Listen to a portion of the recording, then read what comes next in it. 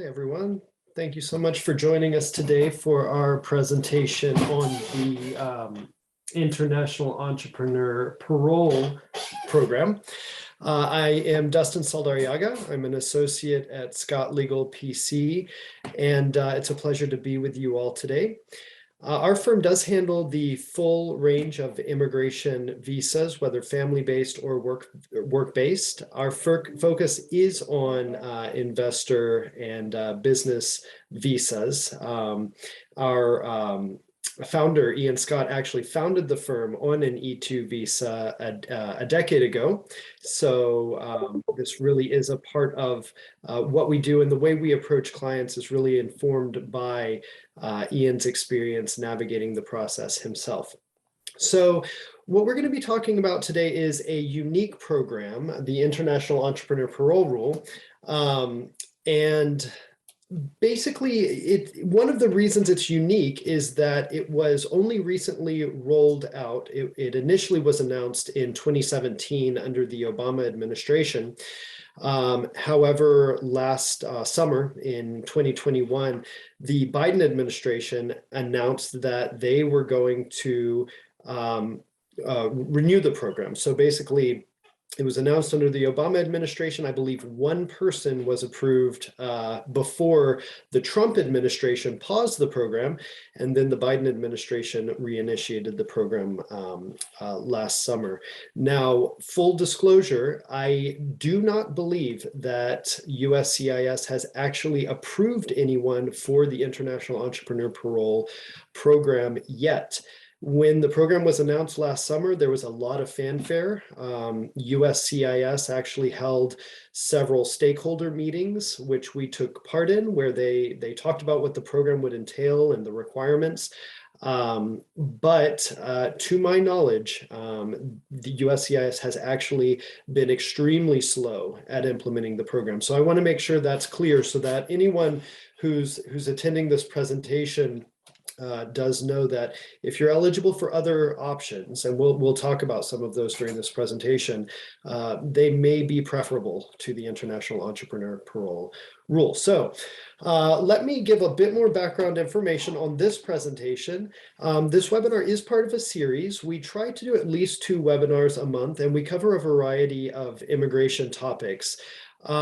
We will be continuing those presentations. After the presentation, we'll send you the PowerPoint that you see on screen, and you'll see through the presentation. We'll also send you a link where you can sign up for our future webinars. This webinar is being recorded, so we'll also share a link where you can see the recording of this webinar. And we'll also send a link in that email to our YouTube channel. Our YouTube channel is very active. We actually post not only our prior webinars on our YouTube channel, but also shorter videos on a variety of immigration topics. So be sure to check those out. A few housekeeping items. I will be reserving some time at the end of this presentation to answer any questions that come up. If you do have a question, please feel free to use the question and answer function in Zoom or the chat box. I have both open on my screen.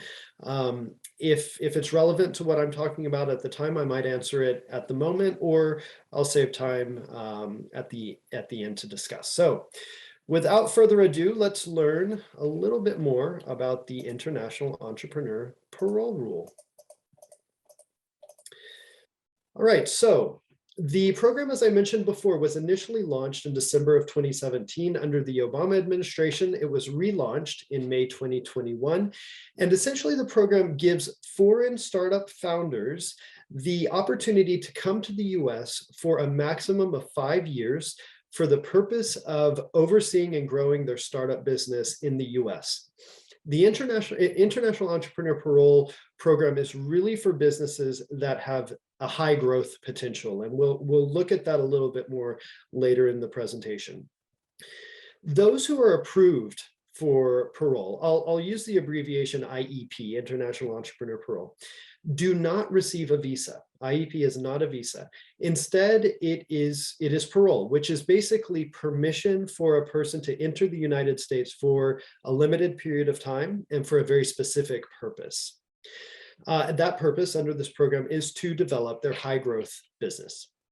The initial parole period is 30 months. So when you initially apply for IEP, the maximum amount of time that you will be granted parole is 30 months or 2.5 years.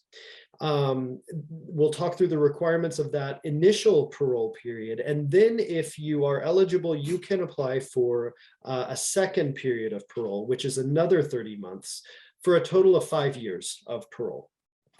The spouse and children of the entrepreneur may accompany or join the entrepreneur, but they have to independently apply for travel authorization. The spouse is also eligible to apply for work authorization inside the US. Now, I mentioned before that we're seeing extremely few approvals and really no decisions. So it's not that they're being denied, but it seems like USCIS just has not committed resources to the program and is not reviewing these applications. So what are the alternatives to IEP, and why would someone want to pursue IEP? Well, you know, the US immigration process is visa based. So to come into the US, you do need to qualify for a specific visa. The visas that tend to be used by entrepreneurs are the E2 visa or the EB5. Those are two of the common options we see. The EB5 is a green card. It does give you permanent resident status, and after a certain period of time gives you the ability to apply for citizenship. The EB2 national interest waiver is also a green card option that some entrepreneurs prefer. The E2, on the other hand, is a non-immigrant visa. It is not a green card. It does not lead to citizenship. If you want to apply for a green card while you're on an E2 visa, you do need to separately qualify for whatever other green card option you might be eligible for. But again, the E2 does not lead to a green card and is not itself a green card. So the E2 visa is a non-immigrant visa. It is a wonderful option. However, it's only available to individuals who have a passport from a specific country. So we call these countries treaty countries. There are about 80 of them. And if you Google Department of State E2 treaty countries, you'll see a list of all of those countries. They are around the world. Again, 80 countries is a lot of countries. However, 2 countries that are not on the list are India and China. So if you do have a passport from an E2 treaty country, that is a great option to come to the US and start a business. If you are from India, China, or a country that is not an E2 treaty country, your ability to apply for an E2 visa will depend on whether you can get citizenship in another country. Now, a lot of people or some clients will look at countries that offer citizenship through investment, such as Grenada. Grenada is a common option. And they will invest in Grenada and acquire a passport and citizenship that way, which would make them eligible for an E2 visa, because then they would apply based on their Grenada passport. For some people, that's not a feasible option. It is time consuming, it can be expensive. And for those people, international entrepreneur parole could be a good option. The EB5 investor visa is also or green card is also a very expensive option. The minimum investment at this moment, I believe, is $800,000. It was recently increased when the program was reauthorized earlier this month. But again, EB5, very high investment amount, so it could be prohibitive for some people. For those people, again, the IEP could be a good option. Now, even for some people who are eligible for, say, an E2 visa, IEP could be preferable. So for example, I said before that IEP is for entrepreneurs who run a business that has high growth potential. So if you are an entrepreneur and you expect to take, say, venture capital funding and to give equity in exchange for that, then there's a chance that your ownership stake could fall below 50%, which would make you ineligible for an E2 visa. An E2 visa, E2 investor visa, requires that you own at least 50% of the business. So if you are someone who plans to sell equity, then E2 could cease to be an option if your ownership falls below 50%, in which case IEP could be a good fit, because IEP, as we will discuss, does not require 50% ownership. It's actually much lower. Let's talk a minute about what parole is, because parole is an odd concept. It's a word that, you know, we often associate with criminal law. This has nothing to do with that. Parole in the context of immigration is really when the US government says to a person that they have permission to enter the United States, but it is not a formal admission for purposes of immigration law. What that means is someone who enters the country on parole cannot adjust their status. They can't apply for a green card from within the United States, and they cannot change their status to another status while remaining inside the US. The alternative, what they would have to do is to apply for either a green card or a visa through a consulate, and they'd actually need to leave the US, apply at a consulate, and then re-enter with that visa or that green card. So, you know, and as I mentioned before, someone who enters the US on parole is admitted generally with a very specific reason for the entry. So in this case, it would be that they are being admitted for the purpose of developing their business. Parole is discretionary, so it really does come down to the border officer to decide whether to permit you to enter. Now, for IEP, the government has been pretty clear that if your application for IEP is approved, you should not have issues at the border when you actually try to enter and receive parole. However, it is a risk. Border officers do have that discretion to deny entry. Parole can also be revoked at any time, and that could well happen if the company becomes ineligible. We'll talk about how that might happen later, or ceases to provide a significant public benefit to the US in the view of the government. And the denial of parole is not subject to judicial review. So that means that there's not an appeal process. Again, it really is entirely within the government's discretion to deny parole. The requirements for initial parole. So as I mentioned before, the International Entrepreneur Parole Program has really two parts. The first part is initial parole. The second part is a second grant of parole. Each one is 2.5 years for a total of 5 years of parole. And the requirements are slightly different. To apply for initial parole, that initial 30-month or 2.5-year period, the applicant has to show that the business will provide a significant public benefit to the United States and that the business has substantial potential for rapid growth and job creation. So how do you show that? The basic qualifications are that the entrepreneur must own at least 10% of the startup business at the time that they're applying. And also the entrepreneur must also have a central and an active role in the business. This is not an option for people who are passive investors. You really do have to be actively engaged in the business. The second fundamental requirement is that the startup business must have been established within the past 5 years. It has to be a relatively new business.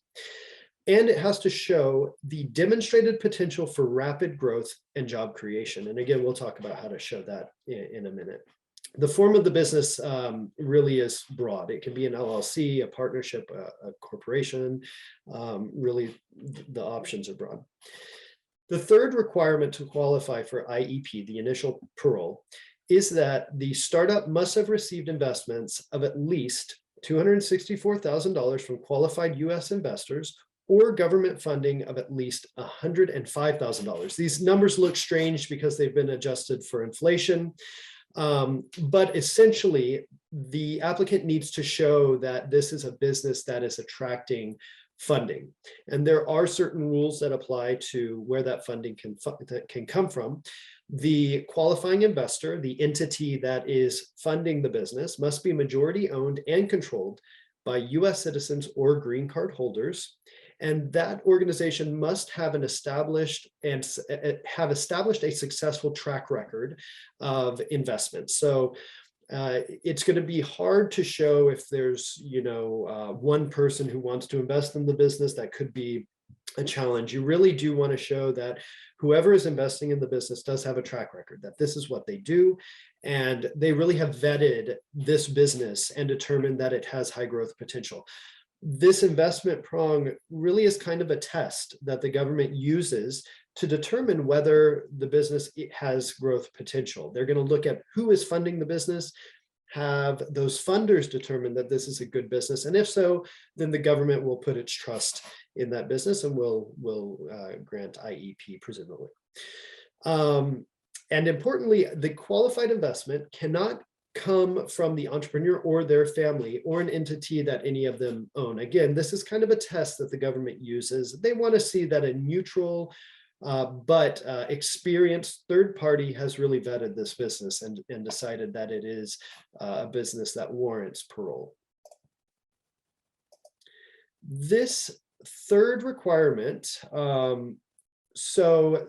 this third requirement on the screen here, the investment requirement, does have an alternative. So if you have not received that much in funding, you do have an alternative, fortunately, and that is on the screen here. Essentially, what you want to show, and the government will accept this as an alternative for that third prong, is that the business does have the substantial potential for rapid growth and job creation. So the government has actually given examples of what this can entail.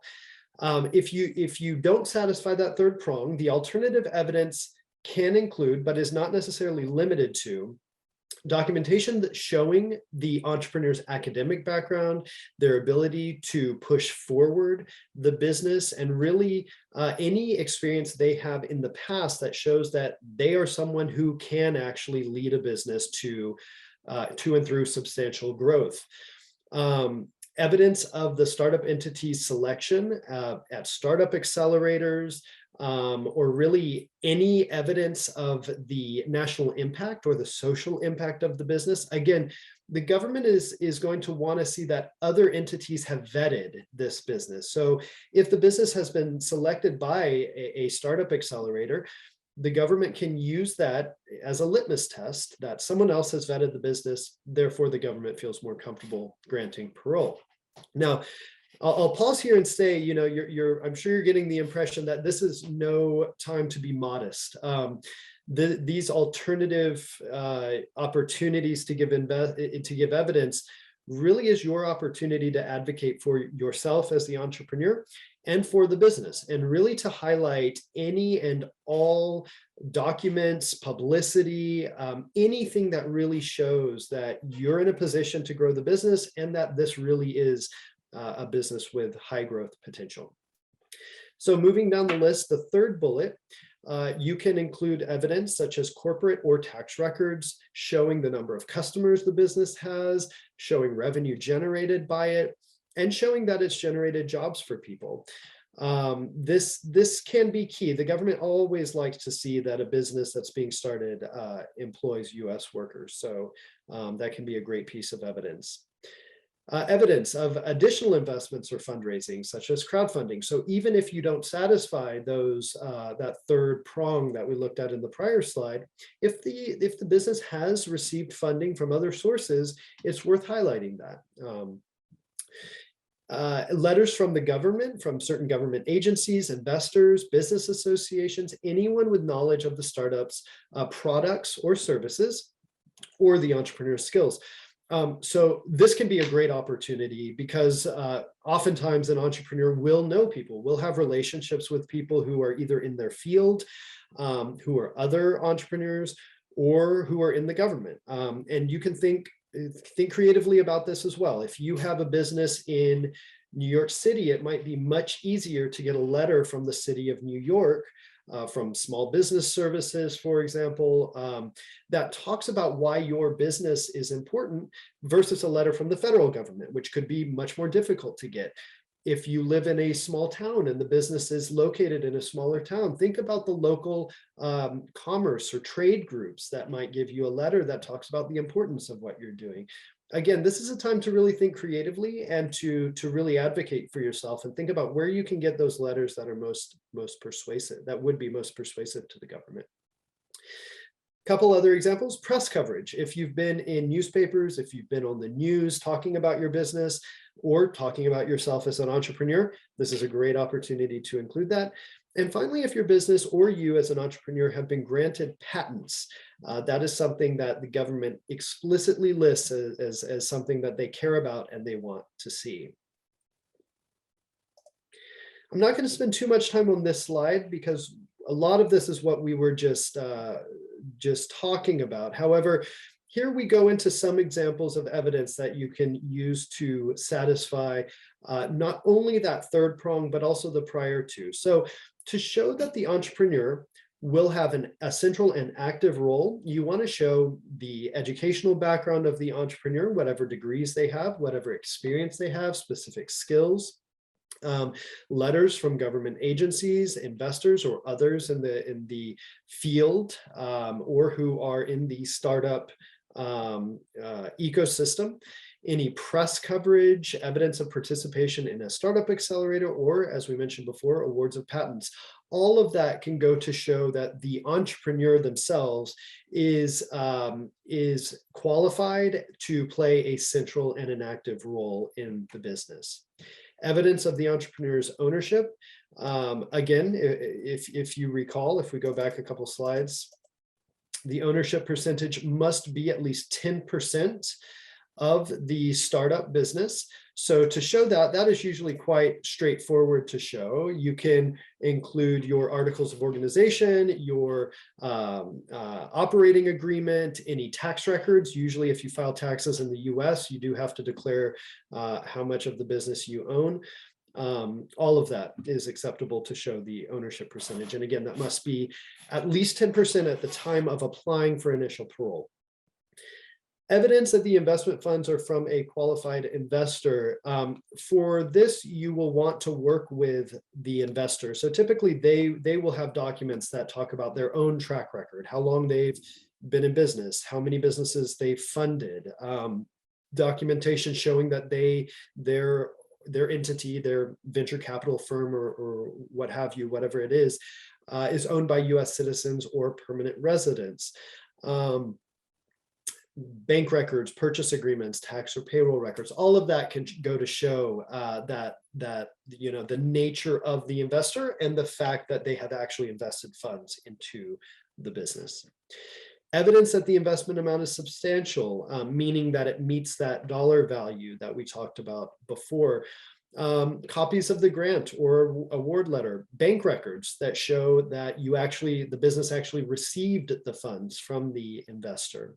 And really, we call this the trail of funds. So showing really that the funds left the investor and entered your business. You would want to include all of that to really show USCIS that, excuse me, that your business did receive the funding that's required and that it received it from an entity that counts as a qualified investor. So let's talk a little bit about the actual application process. Let's say that you're an entrepreneur, you own at least 10% of the business, and you are ready to apply for IEP. To do that, you would file the form I-941. It's the application for entrepreneur parole. You can find it online. If you Google that form I-941, you'll find it online. The instructions that come with the form, which you can also find online, are a great source of information. I always recommend that anyone who's filling out really any immigration form, but particularly this one, since it is a new opportunity and a new program, to read the instructions for form I-941. The filing fee is $1,200, and then there's an additional $85 that's required for biometrics, which is fingerprints. Step 2, once the form I-941 has been approved by USCIS, the entrepreneur must submit their biometrics either at a US consulate if they're abroad or at a USCIS field office near the applicant's country. So Again, I am not aware of USCIS approving any I-941s as of now. That's not to say that they won't begin doing so. Again, they announced this program last summer to a good amount of fanfare. They seem to be taking the program seriously. So, I would assume that they do plan to roll out the program, but I want to set expectations and let those who are listening today know that to my knowledge, USCIS has not yet approved a Form I-941. That's not to say it's not worth submitting one though, submitting an application. Step 3, once the biometrics have been submitted, the applicant must visit the US consulate to obtain a boarding foil in the passport in order to travel to the US. So this is what makes this program unique, is that one of the things that makes the program unique is that you can apply for IEP from within the US. What that means is that you file the I-941 with USCIS from within the US. However, you cannot receive parole from within the US. To receive IEP, parole, International Entrepreneur Parole, you have to leave the US after the application's been approved by USCIS, go to the consulate and actually receive the boarding foil in your passport. And then with that, you can enter the US, you would approach the border officer, you would say that you are applying for International Entrepreneur Parole, here is the boarding foil. And once you are admitted into the US, you have actually received parole. Canadian citizens who are traveling directly from Canada do have a shortcut available to them. If they have an approved Form I-941, they can simply approach the port of entry without first going to the consulate and getting a boarding foil. What about family members? So if the entrepreneur has dependents, a spouse or children who plan to go to the US with the entrepreneur or to follow the entrepreneur after the entrepreneur has been admitted, each dependent family member must submit a Form I-131, which is an application for travel authorization. And they have to pay the applicable fees. That is their request for parole, and that application needs to be approved before they can enter the US. Now, the Form I-131 can be filed at the same time as the entrepreneur files the Form I-941, or the family member can apply after the I-941 is filed. It's up to the applicant. Once the Form I-131 is approved and the spouse of the entrepreneur is paroled into the US, the spouse may apply for work authorization. They do that by filing the Form I-765, which is an application for work authorization. That application is taking months to be approved, as is the application for travel authorization. So if you want to look at current processing times, you can go online and search for those. Those are really broad estimations of how long these applications are taking. But I will just say that it is unusual for travel authorization or work authorization to be granted in less than, I'd say, 3 or 4 months. And in many cases, it takes significantly longer than that. So this is not really a quick program. As a condition of parole, the entrepreneur must maintain household income that is greater than 400% of the federal poverty line for the household size. So you can find out what this amount is by doing a Google search. What is the federal poverty line for a family of, and then you state the number of people in your household, including yourself. Just as a general guideline, as of now, the federal poverty line for a household of 1 is $51,520 per year. For a household of 3, it's $87,840. So for some people that is a substantial amount. So to be aware that is a requirement. So the requirements we talked about before were for initial parole. So if you have not had international entrepreneur parole before, you would apply for that initial 2.5-year period of parole through the requirements we stated before. But let's Fast forward, let's say you are granted that period of initial parole and you actually want another 2.5 years of parole so that you could get the maximum 5 years in total. After 5 years, as of now, there is no option for additional parole. You would have to consider other options. But on this screen, we look at the requirements for reparole, that renewal, that additional 2.5 year period. So to qualify for that, the government will consider, first of all, whether the business continues to operate. The business does have to remain operational. That is critical. The entrepreneur must have at least 5% ownership in the business. If you remember, for initial parole, the requirement is 10% ownership at the time of application. So during that initial parole period, that initial 2.5 years, it's okay for the entrepreneur's ownership stake to drop below 10%, but it must remain above 5%. And then at the time of applying for reparole, the ownership must be at least 5%. So that's key, has to be established in that application for reparole. Finally, the business must have achieved one of the following during the initial parole period. Either the business must have created at least 5 full-time jobs with the startup business during the initial parole period, or the business must have received at least $528,000 in qualifying investments or government grants or awards, or a combination of those during the initial period. Or it must have generated at least $528,000 in US revenue and averaged 20% annual growth during the initial parole period. So as you can see, based on that third option for satisfying that requirement, this really is an option for high growth businesses. So a 20% annual growth in revenue is substantial. So really the government is looking for those types of businesses for this. But that is one of 3 options. So if you haven't hit that revenue growth, you can qualify based on receiving investment funds or creating 5 full-time jobs during the initial 2.5 year period of initial parole. Again, these numbers look strange because they've been increased due to inflation. The initial amount was $500,000, but the program is set to increase based on inflation regularly. So there is an alternative criteria. This third prong, that the business must have achieved one of the following during the initial parole period, meaning hiring workers or receiving investment funds or generating revenue.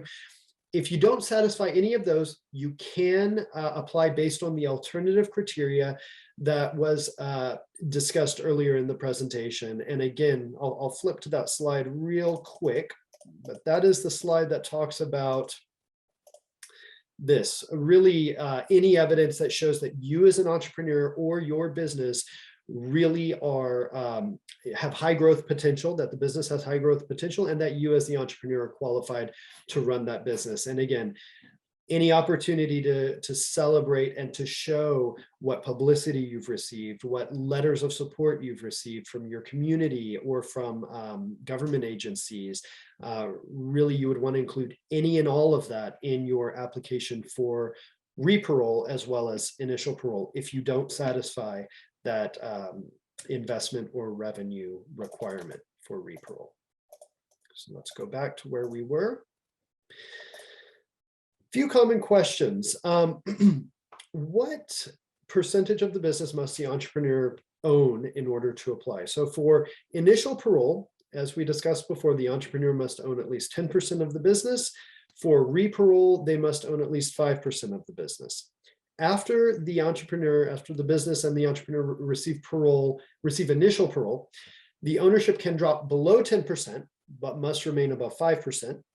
And after reparole is granted, the ownership share can drop below 5% for the entrepreneur, but always the entrepreneur has to own at least some percentage of the business. So they must remain at least part owner of the business, but their ownership share can drop below 5% after reparole is granted.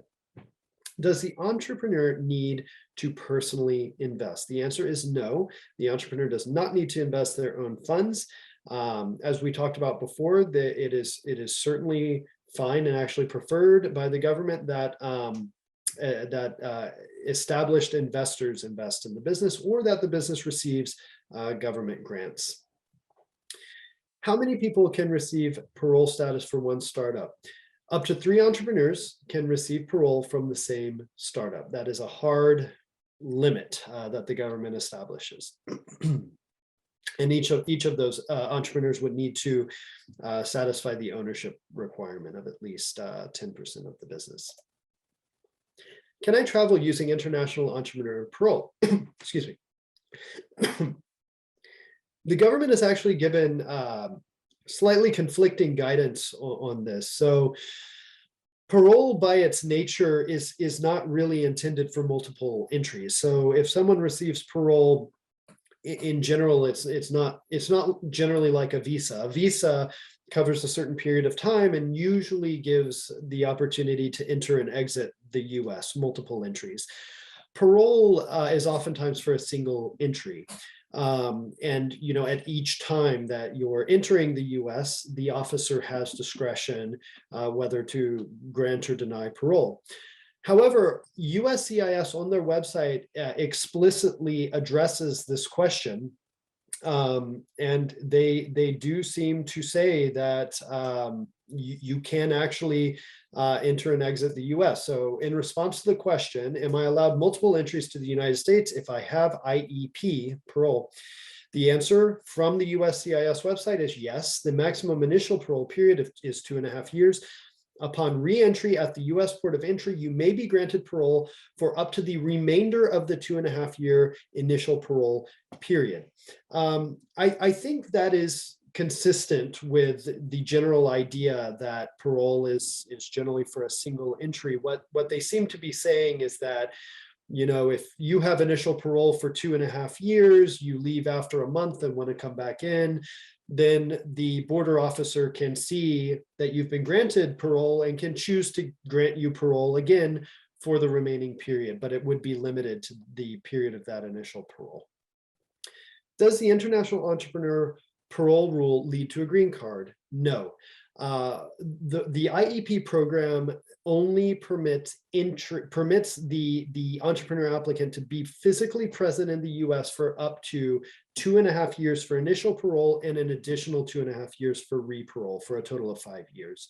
To stay longer, the entrepreneur needs to find an alternative visa status. So just to quickly talk about that a bit, we talked at the beginning about alternative visa options instead of IEP, but at the end of IEP, it's also important to think about what options might be available to you. So if you're an entrepreneur who has grown a business through IEP over the course of either 2.5 or 5 years, if you have treaty country nationality and you're eligible for an E2, that could be an outstanding option for you to stay in the US. And frankly, at this point in time, there are few good reasons to go for IEP over an E2 if you qualify for an E2. The only real example that I can think of right now is if you really do have a high growth business and you need to sell equity that would dilute your ownership percentage below 50%. In that case, you wouldn't be eligible for an E2 the moment your ownership drops below 50%. So you might want to consider IEP, but let's turn back to the question at hand. After IEP, your options could be E2 if you have treaty country nationality. You might also consider an E2, EB2 green card, national interest waiver, which is available for entrepreneurs who have grown a business that is in the national interest. We have a separate webinar on the EB2 national interest waiver. I strongly encourage anyone who's interested to watch that webinar. It has a lot of substance in it. The EB2 national interest waiver green card is really a great option for entrepreneurs. And so, consider it if you're considering permanent residency and ultimately citizenship in the US, but that would be another option. And finally, the EB5 green card could be an option if you have personally invested a substantial amount of money into your business, again, at least $800,000, and your business, that money has led to the employment of at least 10 people, your business that you're building under IEP could be the basis for an EB-5 green card application. Can the entrepreneur adjust or change status inside the US? For example, could they adjust status to an EB-2 national interest waiver? The answer is no, and that is because when someone enters the US on parole, they are not formally admitted to the US for immigration purposes, which means that they can't then change their status or adjust their status. To do that, they would need to leave the US and go to a consulate and apply for the green card or the non-immigrant visa through a consulate. And that is how they would then pursue another status other than parole. They could not do that process start to finish from within the US. To contrast, if someone is in the US, say on a B1 visa, visiting the US for business purposes, and they decide that they want to apply for an E2 visa, then they can file, generally speaking, they can apply for a change of status, to change their status from B1 to E2 status. They can do that from within the US. They do not have to leave the US to change their status to E2 status in that example. But again, that is not available for someone who's in the US on IEP. So that is the complete presentation. I will turn to any questions that you all have. I have not received any during the presentation, so I'll give it a few seconds. And while we're waiting, I'll just reiterate that after this presentation, we will send you all a number of resources, including this presentation, including a link to our YouTube channel, which has other webinars on it, as well as shorter videos about a range of immigration options, visa options. So do keep a lookout for that, and we'll be continuing these webinars as well on a variety of topics. So what is the income requirement to apply? There is on the amount needed to show in the bank account. So there is no explicit requirement to my knowledge other than let's go back to it. This final bullet here that you see on the screen, this fourth bullet. As a condition of parole, the entrepreneur must maintain household income greater than 400% of the federal poverty line. So you do want to make sure that you satisfy that. But in terms of having enough in a bank account to show, I know that, for example, a visitor visa, the government will sometimes want to see that you have sufficient funds to support yourself for a certain period of time. My understanding is that USCIS is less focused on that than looking at the fact that this is a business that will generate revenue, that will be high growth, and that the income for the household will satisfy this requirement that you see on screen. So I hope this has been helpful. Again, we will continue to monitor this program in the hope that USCIS actually starts adjudicating these applications. They have not so far, but that could change at any moment. And again, USCIS really did seem, at least when the program was announced, to be excited about this program and to be behind it. So there is still plenty of opportunity for the Biden administration to get behind this and start rolling it out.